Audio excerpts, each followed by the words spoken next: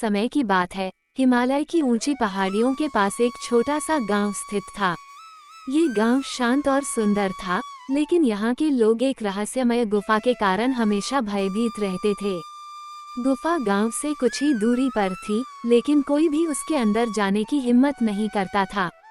गांव के बुजुर्गों का कहना था कि गुफा शापित है और इसके अंदर जो भी गया वह कभी वापस नहीं लौटा। गुफा के बारे में अनेक कहानियां प्रचलित थीं। कोई कहता था कि यह गुफा एक प्राचीन राजा के खजाने को छुपाने के लिए बनाई गई थी, तो कोई कहता था कि इसके अंदर अजीब जीव रहते हैं।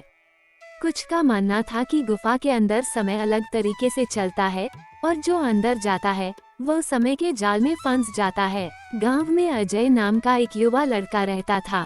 वह बहुत साहसी और जिज्ञासु था। गुफा के बारे में कहानियां सुन सुनकर उसकी उत्सुकता बढ़ती जा रही थी। एक दिन उसने ठान लिया कि वो गुफा के रहस्य को सुलझा कर रहेगा।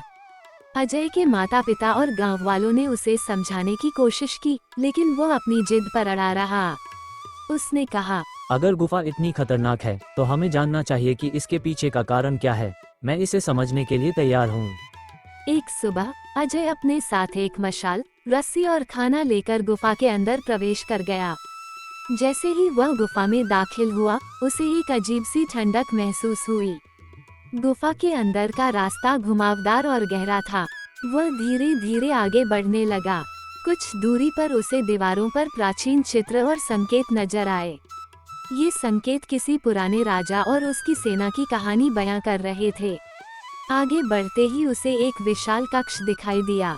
कक्ष के बीचों बीच एक बड़ा पत्थर का दरवाजा था, जिस पर अजीब लिपि में कुछ लिखा हुआ था। अजय ने दरवाजे को खोलने की कोशिश की, लेकिन जैसे ही उसने दरवाजे को छुआ, एक तेज रोशनी पूरे कक्ष में फैल गई।